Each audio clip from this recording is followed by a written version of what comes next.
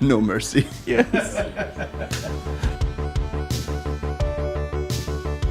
So here we are at the Beyond the Backlot podcast, and we are more than thrilled to welcome to the podcast after a great round of feature content with none other than Martin Kove. Martin, thank you for coming to the studio and joining us after, thoroughly kicking my butt in the dojo.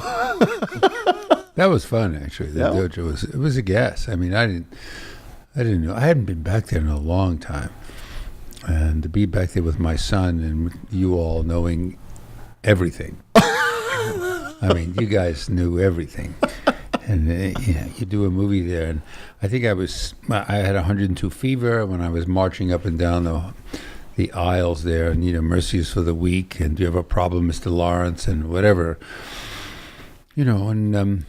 It brought back some good memories. There's a lot of photographs that I have uncovered since that day, old production shots that were not per se on billboards, but they were great moments. Mm-hmm. John Avildsen talking to my parents. My parents came, and to be there was one thing. How we were able to land the location, and really to land you there in really almost a 24-hour period, because by way it's how these things work. Oh, so and so knows so and so. So well, I know Marty, so I could give him a call.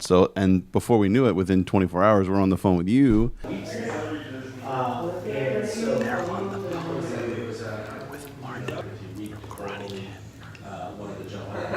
So that's kind of where we're at. That's to get you up to speed as quickly and as short as I can, and what we're looking to do. So.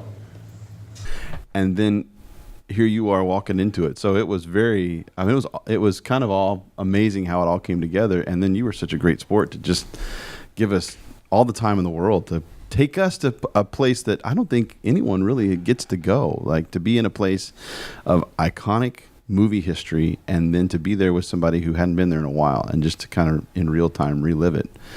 And then, like I said, to relive a pretty awesome scene. Thank you. Well, all of us would put our own take on that. Mm-hmm. I mean, I know when I go, every year I go where Butch Cassidy and the Sundance Kid used to ride, a place called the Hole in the Wall. And it's in Casey, Wyoming. And I've been doing it since 83 with just a lot of, ranchers and some actors. And even when I go there, I still have my soundtrack. Even though I'm in the West and I'm in Monument Valley, or I'm in, Casey, Wyoming up there, I still play my soundtracks, to movies that had, My Good, the Bad, and the Ugly, but I'm already in the environment. I'm in the real West, but the image is not complete until we put our own take on it, Yeah. And our own shift into it. And so I listen to Ennio Morricone music as I'm galloping through the canyons, and I feel like, Clint or Eli Wallach or whatever. And it's what I'm sure you guys did when you went there. That's great. Yeah, it's exactly. You're right, because it puts you in it. It's a different, like you said, a shift. It puts you in it, and then you get to experience. That's really that's a really great way of looking at it. Yeah, I think to this day, I mean, anytime I drive through the mountains, it's Last of the Mohicans. I put that score on, and it just transports me. You know what I mean? That's an incredible score. Incredible. Yeah. We were in North Carolina last summer, and I brought Last of the Mohicans because I knew it was shot right within 45 minutes of where we were, and we went into town. I think it was Ashland, up there in North Carolina. Yeah.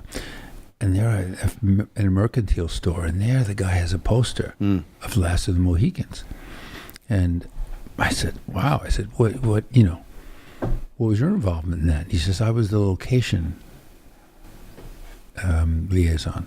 I said, and this is long, guy had long gray hair, and, And he says, yeah, I bumped into this director, and he wanted to see one or two locations, and then I found this other location where they shot the finale along, which was originally fenced off. Because I asked him all kinds of questions because I wanted to go to an area that gorgeous. And he said it was all fenced off. People, they had a lug for 6 miles, camera equipment, everything, all along that ridge. And there was a fence there because it was a cliff. Dangerous, yeah. 6 miles of a cliff, And the more difficult and the more edgy it was, the more Michael Mann wanted to use it. Mm-hmm. No So kidding. it's a great film. It's a great soundtrack. But I mean, it's interesting you mentioned that because I was just amazed. at How cool you ran into him. That's so went to random. This guy, Yeah. and it was, and then that night, the night before, we watched the movie. Mary hadn't seen it. My lady Mary, she hadn't seen it, so we watched it, and it's so romantic. It's such a simple, great story. Oh, it's you know, amazing. it's fantastic. Top 10 for me.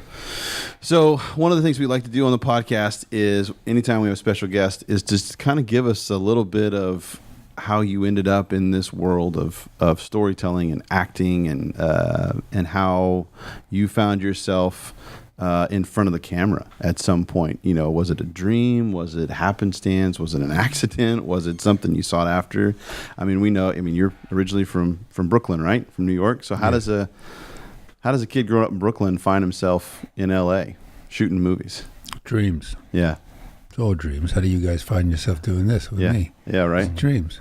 So it is, and I'm hearing this more and more when we interview and talk with people, but your acting story, I mean, there's depth there. Like, I mean, you put the work in, you know, from high school all the way that you were working, like you were seeking roles that would challenge you, right? I mean, that's kind of when I hear you say Streetcar or George Bernard Shaw, you're talking about these are. You don't find a lot of that on Wikipedia or something. You know, I'm hearing some of this for the first time. That's pretty amazing. Well, you know, there's no money in doing plays, Right. and your agent rarely will get you, into a play or make casting known to you about a play. But to me, anytime an actor comes up and Seek says, "Oh, Mr. Kove, you made it," and it's such a ridiculous statement. You made it. There's no making it. Right. I don't think I've made it. You know, John Kreese, Cagney Lacey, all that stuff. It's nonsense, and I haven't made anything. The point is, you want to become an established actor and a good actor. Yeah. And I think that what you try to do is be as versatile as you can. I mean, having worked now with William Sadler and Stephen Lang, let me tell you, I mean, I'm like a beginner.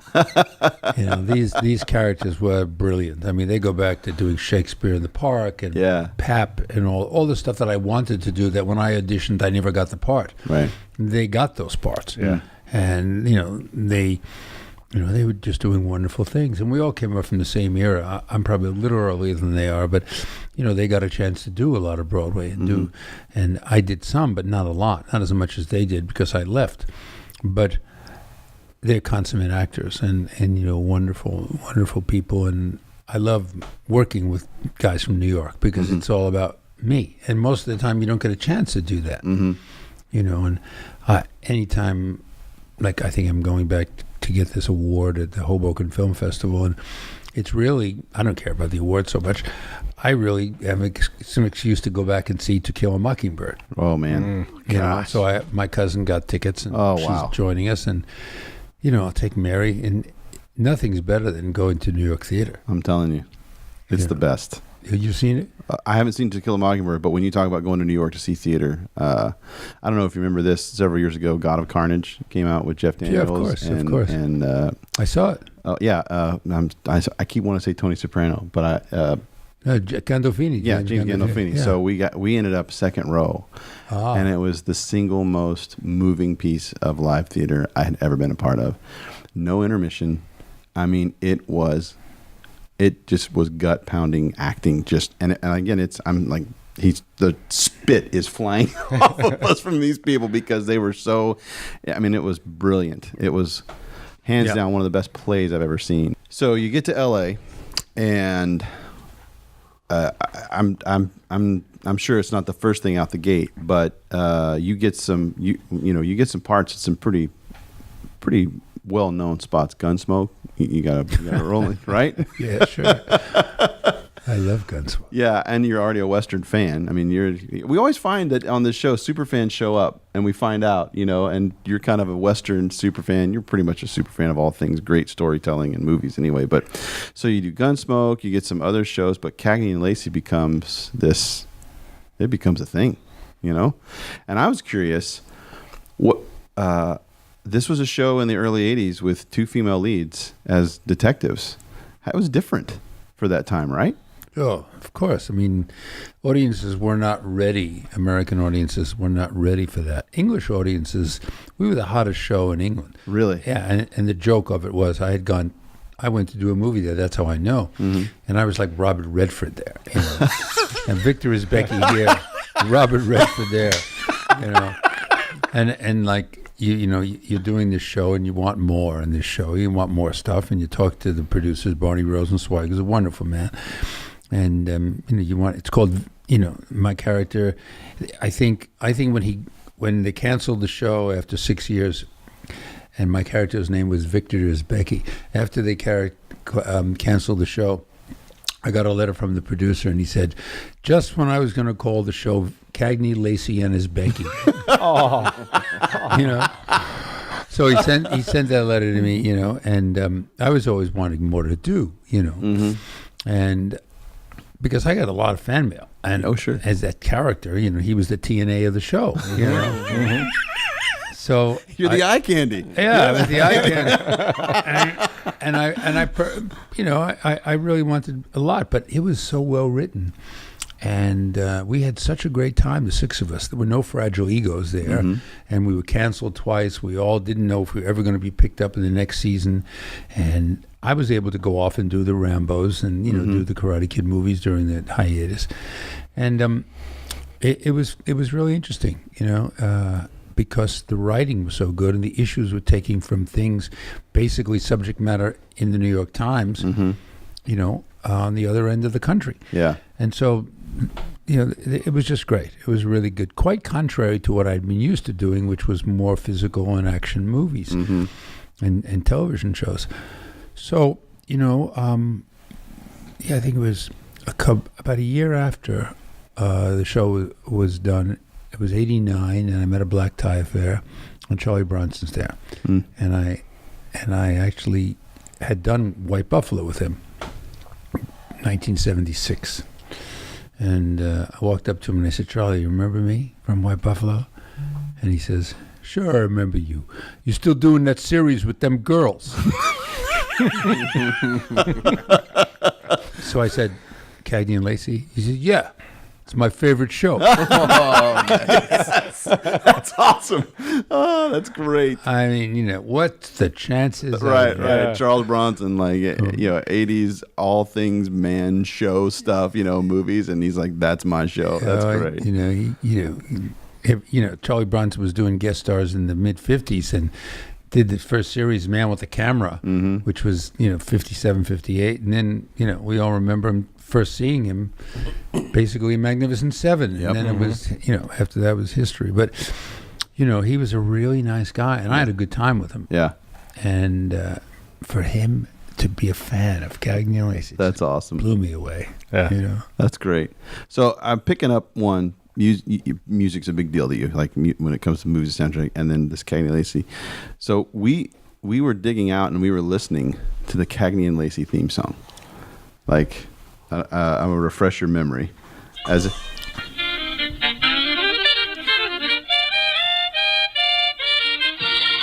so, like. Maybe this is just a non-thing, but that seems like such a crazy song for that show. Like it was like the saxophone and everything. Like, is there any inside track? Did you guys ever talk about that? You know who wrote that? Who wrote it? Bill Conti. Okay, all right. And Bill Conti, you know, did it. So that was 82, right? Yeah. So that was 82. So Rocky came out in 76, 77. So he had done that, and everybody, you know, the Rocky thing, you know, was all over the place. And Carol, she co-wrote, she wrote it actually, she sings it, and they just chose him. And Barney Rosenzweig, who was in the business a long time, and he was the producer and the creator, and Barbara Corday, who was his wife at the time, they just nursed Cagney and Lacey, you know, for years before we got it on the air. And they wanted the best. So they, you know, and Bill Conti loved the pilot. It was a 2-hour pilot. And we went through, I think Meg Foster did 4 shows, and they changed Cagney to Sharon Gless. And then we got canceled even again after 22 shows. And then there was a big write-in campaign because people were, as you said before, people were not ready for two women. Very little action. Every time we read action on that show, at the read-through, because we'd have a read-through of the script before we shot it.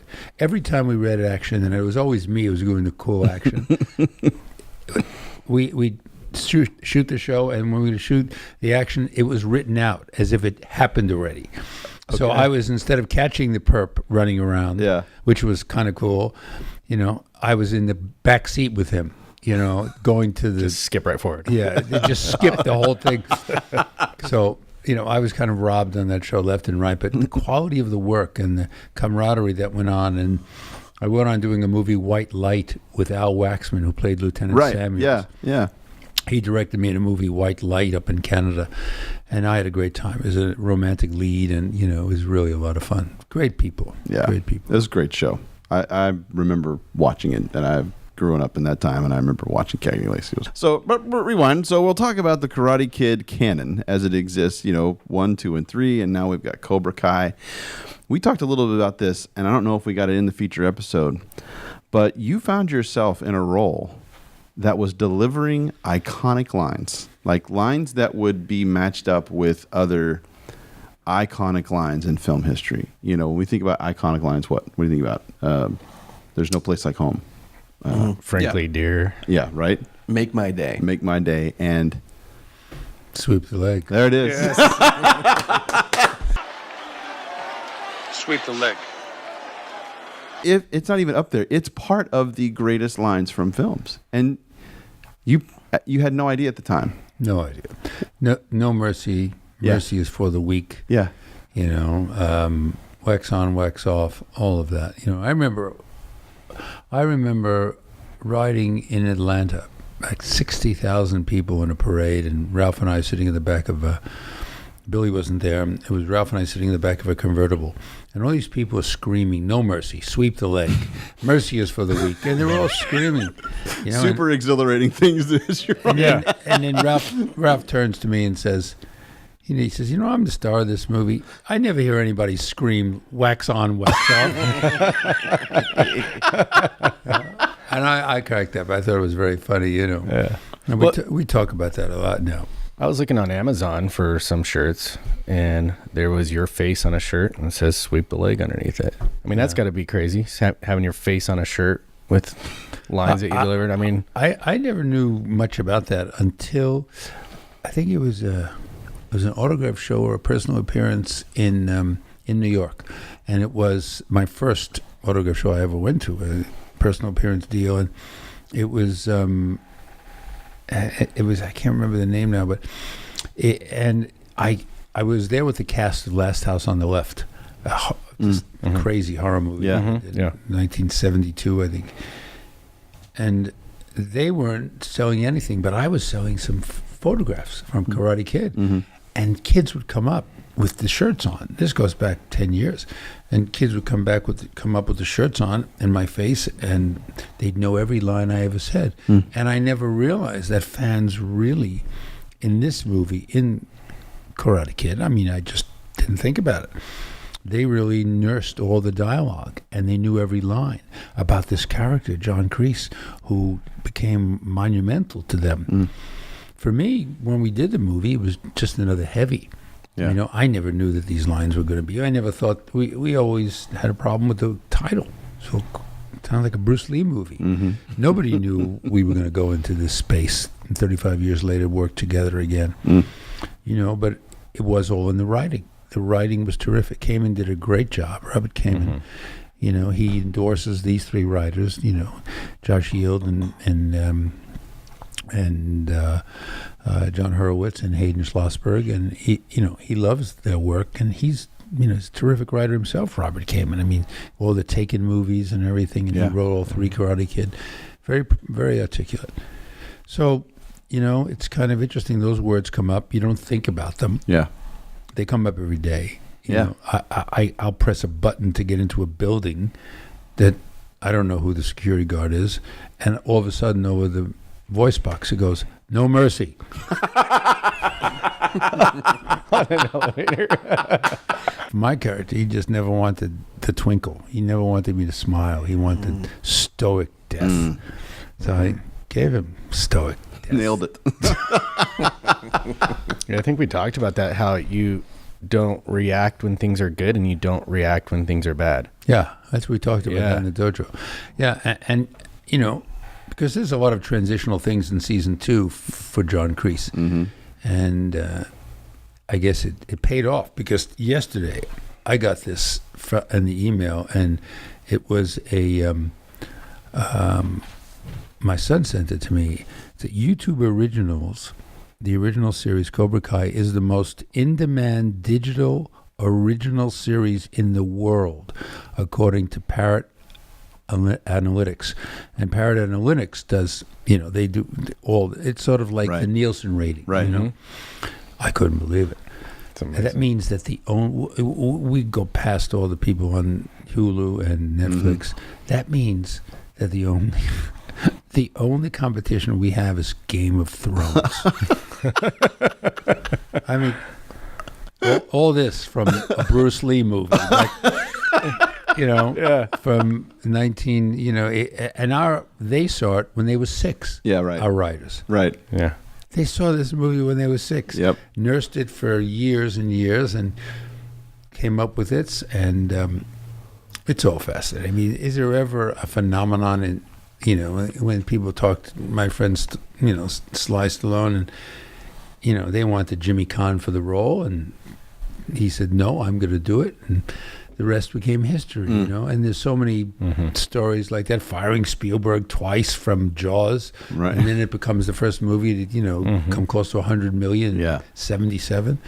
I mean, those things, Casablanca has got so many stories of it being, basically structured as a B movie in 1942, and then all of a sudden, in 41, when they made it, Pearl Harbor was the following day after it was. I think it was 1940. It was 41 and December 6th, because I'm reading this book about it. And you think of all the phenomenons of cinema. They couldn't cast it. They offered it to so many people. Nobody wanted to do it. It was a B movie about some guy in a little cafe. And Ingrid Bergman didn't even like the script much, and she was loaned from another studio. Boom. All of a sudden, the war happens. Yeah. Pearl Harbor bombs us. The next day, it gets greenlit, and they have a struggle finding wood to build Rick's Cafe, because there was a moratorium on wood. Wow.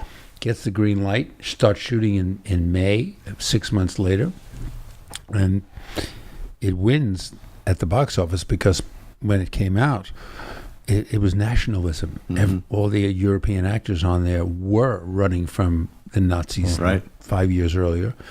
And we still couldn't have those big floodlights in front of the theater, because they were still afraid. It was 1942. Yeah. They were still afraid that the Japanese were going to bomb L.A.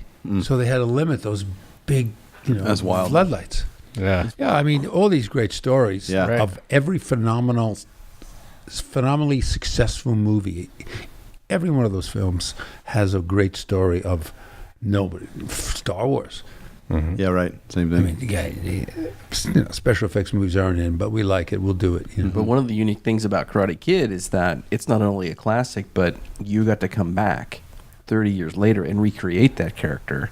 Yeah. And I mean, that has to be a unique situation. Yeah, it doesn't unique happen acting often. challenge. It never has happened. Yeah. I mean, I make, as a film person, I make a study of what movies went from cinema to series. And very few. MASH did, and sustained 11 years, but it was a whole different cast, and there were very few they tried to make, I think they called it Rick's Cafe, when David Soul tried to do, Casablanca as a series. And even Karate Kid was deemed as a series early on.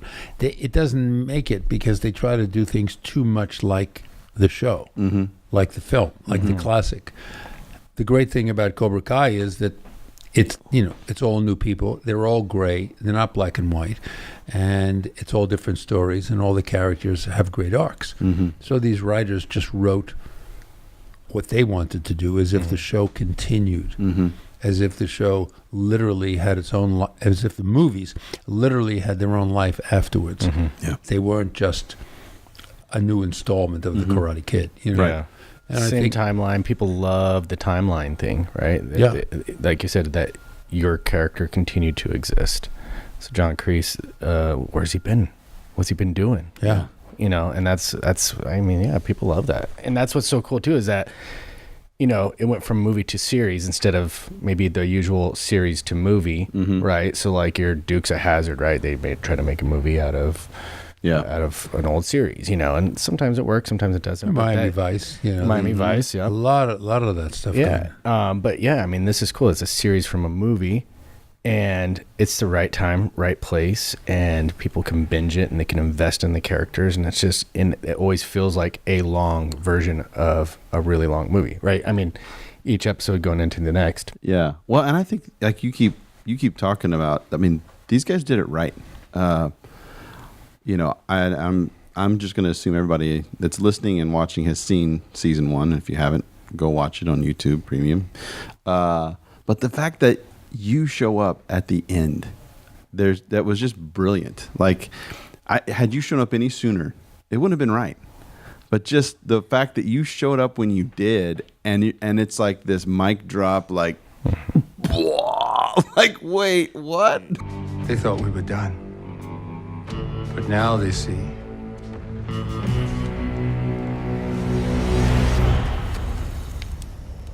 That the real story's only just begun. What was it like when you got the call for that? I mean, was it like, okay, I got to fill in some backstory, or? Well, it was a lunch. The writers had lunch with me, and they said, we'd like you to come in episode 10.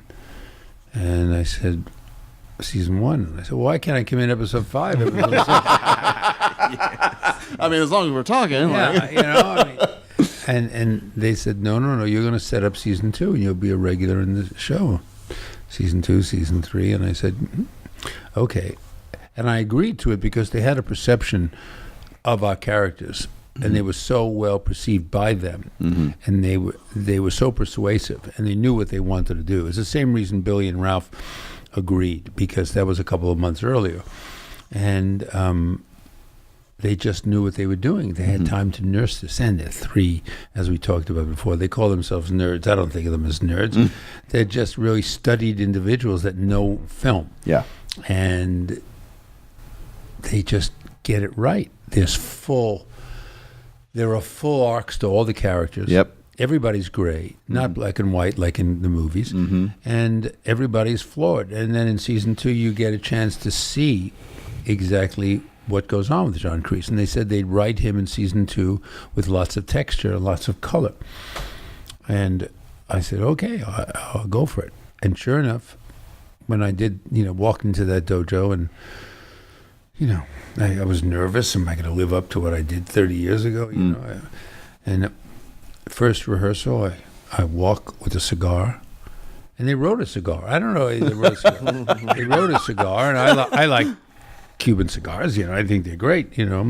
Cigars are nice. They relax me. And I walk up in first rehearsal, and I walk up to my mark, and I say, the real story has only just begun. And I take a puff on the cigar, and I hear from the other end of the studio, oh. Yes. And it was the first rehearsal. So I thought, I must be doing something right. It's okay. I can, I did it right. I think I did it. I nailed it, And from then on, it was just history. And all these guys, they were waiting, and the crew was waiting, because I found everybody to be big fans who worked on the crew. So when I introduced myself, just coming for a couple of days, they were so good. They were shooting the tournament scene that week, which is the final episode of season 1, and they made me stay in my room. I couldn't go out of my room because they didn't want anybody seeing me in all of Atlanta. Love that. So seeing that authenticity that translates. I think people pick up on it subconsciously. 100%. That authenticity of making sure that the environment is reacting to you is real. Yeah, sure. People love that. I never thought about that. You feel that's what I think transcends camera and all. So I'm saying when I'm watching it and I'm like, oh my gosh, like there's tons of thought and work put into that, and the people that experience there, it transcends the lens, and it you feel it whether you're watching it on TV or your computer or not. It just, as I said, it was like that was perfect. Well, if I were to ask you a couple of years ago, when I didn't know you, but if I were to ask you that what you would think about your face being painted on a side of a building, where would you go with that? Like, would you believe it? Would you be like, yeah? I would think that some serial killer who's in love with me is doing it. Weird. And then he's going to haunt me. You're absolutely right. That's exactly right. Call the police. Police. I mean, it's interesting. It's really fascinating. I don't take any of it for granted because, it was pretty exciting in the 80s when it all happened. And I was just going from one deal to another. But then you look at it differently. In those days, you're young and you think it's not going to end, which is somewhat things that young actors think, that they do a series and all of a sudden they're going to be just, they're going to be Steve McQueen's. It often ends. And the thing is to nurse one's career and to keep going to class and doing stuff. And, you may not get the deal right after your series, as good as your series, or a role. But the bottom line is you got to keep working and doing things. So I took it all with a grain of salt. I take it all with a grain of salt now. In the 80s, I just always felt, it's never going to end. I'm Marty Kove, I'm this arrogant actor who's... I don't feel that way anymore. You have a family. I had twins, and it took the focus off of the business enough for me to realize and take a real look at what show business is all about. And you really reevaluate a lot of things. You really do. And then if you can get a chance to, have it rejuvenated, like Travolta did in Pulp Fiction. Sure. You can bet your life that he handled things differently after Pulp Fiction than he did when he did, Saturday Night Fever. Yeah. And it was a period of basically 20 years, kind of like, similar to what I did here. And, I think if you get caught up in seeing your face on a wall, or just because we haven't gotten any bad reviews. So it's not a matter of reviews, but I don't believe any actor should get wrapped up in external gratification, because that's what ends up just making you believe your own press releases, and then all of a sudden you start thinking there's a halo around your head, and there isn't. Right. Is John Kreese gonna learn some of those same lessons? According to John Kreese, he's already learned all you can learn about life. Yeah. In fact, John Kreese feels that, they're missing out not doing a Bible about him. The Gospel of John Kreese. Yes. Exactly right. Do you have him show up to contract negotiations when you... John Kreese does show up, and my kids can, They could just... and my girlfriend, she looks and she sees it.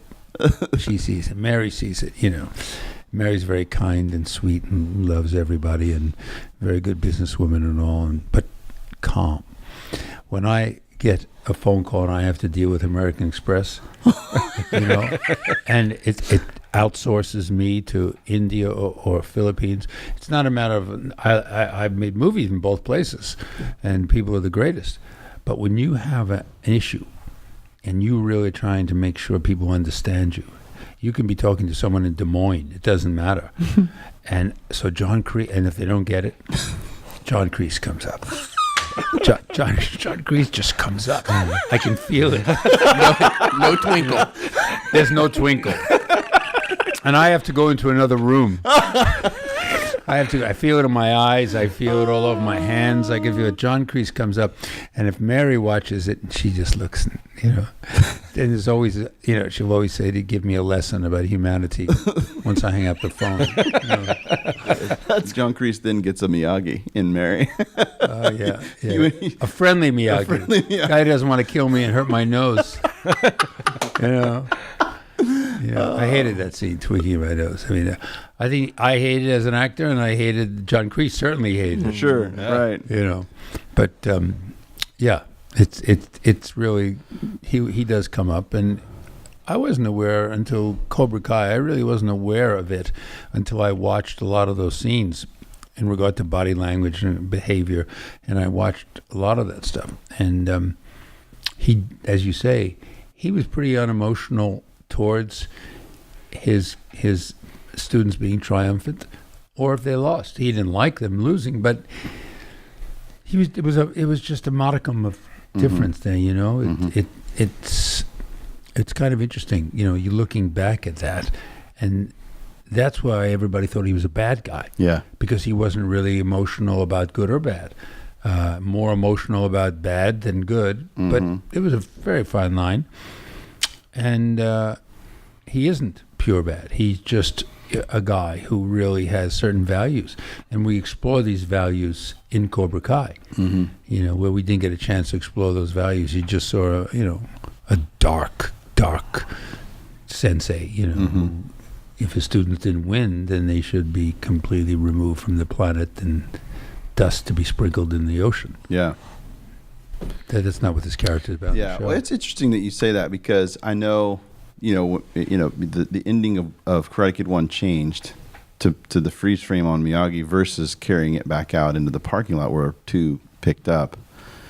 And I don't know all the ins and outs of that, but even to hear kind of how you're describing it makes it, the fact that everyone else in that movie was conflicted except John Kreese. Like, at the end, even Johnny feels bad. He's raising the thing, man, this is you, and all that kind of stuff. But the one person who is not conflicted, and we really don't get a follow-up on in that moment, is John Kreese. But through the whole movie, there's been no conflict in John Kreese. This is it. No mercy. So I always have, knowing that was the additional, or that was going to be the ending, I always appreciated that it wasn't, because then we didn't have to see that moment of the. And with that clarity, do you feel like it's easier or funner to play a dark hat than a white hat? That question comes up often. I don't know. When I did Steel Justice, this movie I did, and it was a poor man's Rambo, it was fun. It's a lot more responsibility. And as an actor, I remember I was taking scenes every time I did a scene in that movie, because it was my first romantic lead kind of character. Aside, this other movie I did, White Light, that Al Waxman directed. That was a few years earlier, but I remember Nick Nolte telling me what he does is he takes the scenes from everybody, all the different characters, and puts them in progression. So if he has 2 scenes with that female lead, he'll put them right in a row on a wall on index cards and go right down. It doesn't matter where they are in the movie. He just takes them. And the same thing with the man who owns the store, the grocery store. He'll put them there in a vertical line and watch how he emotionally grows with each time he sees that person. His emotional situation has changed, and it was very interesting. And I did that, with Steel Justice and White Light, and it proved to me what a big, you have to really, when you play these leads, and the characters like Gregory Peck doing To Kill a Mockingbird, or Yul Brynner in Magnificent Seven, 2 ends of the spectrum. You got to entertain your relationship with everyone to a much greater depth. When you're a heavy, I think you're in more of your own world.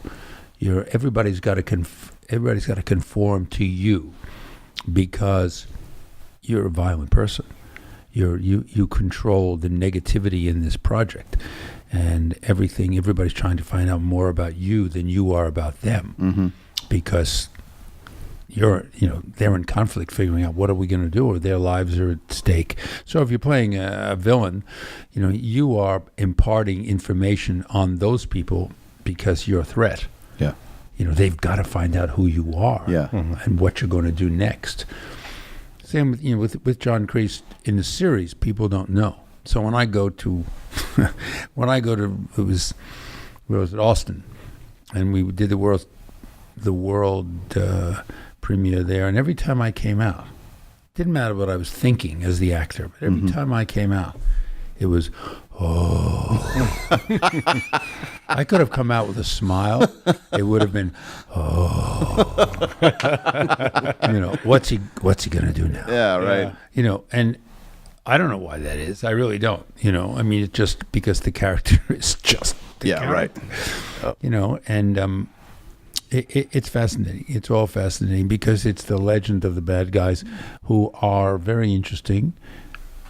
Do I like playing them more than some of the leading men? No, I don't like them any more, but I don't like them any less. I try to, most interesting bad guy I can remember was two characters, Stefan Waltz in Inglourious Bastards. He was just the sweetest, charming. Yeah. And Klaus Maria Brandauer in a Bond movie. And these were just swarming. But interesting and charming, and then you kind of liked them, and then until they turned dark. Yeah, and then you realize, wait a second. And that's the art of playing, I think, a bad guy, is to go how much, compared to your other roles, how far can you go in being likable and charming and lovable before you clamp the people in the vice. Yeah. Yeah. You've mentioned a couple Tarantino films, and if I'm not mistaken, you're coming up in Once Upon a Time in Hollywood, right? Yeah. How was that? Oh yeah. Well, the bottom line was, I said to him, did you ask me to play this part because I've been bugging you for 3 years, or because I'm hot from Cobra Kai? And he says, takes a long pause and says, a little bit of both. So I had the greatest time on the set, and which he does with everybody. He treats everybody so well. And there's about 100 people in the crew, and he says, I think I've got it, Martin, but I want another one. I'm going to take another one. And he says, and why? And he turns around to the entire crew, and they say in unison, because we love to make movies. So this is the best guy to work for, because he knows everything about your career anyway. But he makes great pictures, and he directs so well and knows what he wants and everything. And now the movie's in Cannes, and this VFW, the movie I just got an email that's going to be in Cannes, different category. Mm-hmm. But I remember going to Cannes and being in movies that I didn't think were so great. Mm-hmm. Now I've got limited amount of work with DiCaprio, and I would just love to be there, because working for that director is great. John Avildsen was great, and Larry Kasdan and Wyatt Earp was great. I mean, you think about you as an actor, you keep moving on from project to project, and you forget. I don't look back on my shelf and say, well, there's all these movies on my VHS collection. Mm-hmm. You don't go back, and you just move forward. Mm-hmm. And I think what's interesting is, if I learned to go back a little bit and have, a sense of what I've accomplished, I'd feel better about the next project. Mm. But the next project is the same kind of work that you did 5 projects before. Yeah. Just because you have a bunch of movies or a bunch of plays that you've done, it doesn't mean you can lighten up for the next one. Mm-hmm. And so all one focuses on keeping the health appropriate and playing with the grandchildren and, hanging with my kids. Right. And, this is we hear this the more and more we talk to people in the business and actors, working actors, that there's this, like you said, there's this catch of like looking back and like, oh, well, we had talked to one person who had said, every job was what I was going to be able to do next. Am I going to be able to buy a house? Am I going to be able to do this? And so I don't really think about what just happened. I'm actually having to think about what's next because I got to pay the bills, or I got to make the car payment, or I got to do all this. And then, but then you're also inserting and I've got to make the right time and margin to be present and enjoying what I have and enjoying who's on it with me, family and friends. And so it seems like it's a challenge to try to do all of that. And like you said, now you're entering this, like, looking back and appreciative season of like, wow, I've actually done some pretty awesome things, and not to take it for granted. I mean, who else can say they've been beat up by Rambo? Or punched Kevin Costner. Or punched Kevin Costner. You want to hear a great Rambo story? Yes, of course we do. I get a call September. They want me to read, and I hope the director's listening. They want me to read for Rambo, the new one. Mm-hmm. So I said to my manager, I said, why do I have to read? I didn't read in when I did Karate Kid. I was, shuttled right into that movie because I read it was 85 pages of mayhem, and I'm on the set of Cagney and Lacey, and I figured I got to follow up Karate Kid with some hit in the movie, so I agreed to do it.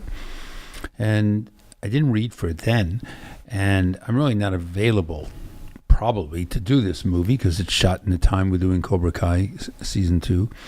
And also, why do I have to read? Mm-hmm. I said, I'm a friend of Sly's. Why do I have to read? So I call Stallone and I leave a message. And I say, well, these 3 things. I'm probably not available. I didn't read for you after Karate Kid in 1983, 84. And number 2, I'm a personal friend of yours. Why do I have to read? And he calls me back and he says, and I love this message. I kept it. He says, Marty, I don't think you should read. I don't think you know how to read. You're like me. We use smoke signals. I died. I actually died. Great. I was dying. I play it, just for my agent and stuff because I just think it's classic. I don't think you know how to read. And he's right. I hate auditions. Yes, he's the best. He's so funny. That's so cool. Funny. Did I tell you that story? Hitting Kevin Costner? No, and Wyatt Earp? No. So, as we grow up, we have these sound effects that we do every time we punch people, Mm-hmm. Yeah. That kind of stuff. Yeah. And so we're doing the scene, and it's my first scene of a couple in that movie, and I grab him and I hit him, and there's this sound. The sound man keeps complaining, and everything's on cue. But every time I hit him, there's this like that, and I have always done that as a kid. Oh no! And I realized after 2 takes, they're complaining. Where's that sound coming from? The sound man's going nuts. The director hears it, and Kevin hears it. And we're looking around. Where's it? Because as I'm bringing my arm around my mouth to hit him, you can't see it. Oh. You can't see I'm doing it. So it's this sound coming from the universe. Oh, that's so amazing. And then I realize after 2 takes, it's me. And I say, "Oh my God, I'm gonna." Everybody's there. Kasdan, the director, the producer, everybody, and Kevin is there. And should I be honest and say it? So I try one more take, and I blow it. I couldn't bite my lip, so the sound of, whatever I say in the line, then I go, and I make the sound. So they're all going crazy, and then I realize, I said, "All right, guys, I think it's me," and so I'll bite the side of my lip. And they all just cracked up hysterical because Kevin says, well, I used to do that. I used to slap my chest every time I hit somebody, Mm-hmm. And he says, we all make that sound. It's okay. Just don't do it again. So no, Larry said that. So I said, okay. Great. So I said, I bit the side of my mouth and I did the punch and, it worked out great. And you twice cost me money. Sorry you didn't like the decision. Yeah. Oh, that's But so funny. that's a funny story, and I thought, how was it going to, it's a big studio movie. God, Larry, they don't have time for this nonsense. And they just left. They just left because they do it themselves. That's you know, amazing. as a child. Yeah. And I'm still a child doing a Western. Anytime I go to do a Western, I'm always a child. You know, that's why Gunsmoke was so much fun. Yeah. You were like, you know, living. Gunsmoke was on 22 years. Oh yeah. Long And run you show. are part of that legacy. Yep. Oh man. And, you know, I don't think I even took lunch. I actually borrowed the horses and galloped around Wow. just to be more part. you Part know. of movie history or Yeah. television history, man. Yeah. It's just one of the legends. Martin, we cannot thank you enough for stopping by and hanging out with us. This has been great to talk movies, to talk your career, to talk Cobra Kai, which is like just in this upswing of amazing. I don't even know how to describe it right now. 'Cause like you said, it's becoming the most watched and it's showing no signs of slowing down, which is super great for fans like me and all of us here of Karate Kid and everything that it's meant to us over the years. So we're thrilled for all of that and what's to come. So we're excited for that. Thank you, thank and you. of course for Once Upon a Time in Hollywood. Is it called VFW? Is that what? VFW, yeah. VFW, okay. Short for Veterans of Foreign Wars, but that's what it's called, VFW, because it all takes place in one location there. Just grateful for the time and the chance we had to be together. And we are more than thrilled and excited about what's ahead. So thanks again, Marty, for joining us. Appreciate Thank your you. time, My everybody. pleasure. Thanks for joining us here on the Beyond the Backlot podcast. From all the crew here, be sure to watch us on YouTube. Check us out on Facebook as well as Instagram at Beyond the Backlot. And we look forward to showing more of what we see beyond the backlot to you. We'll see you soon.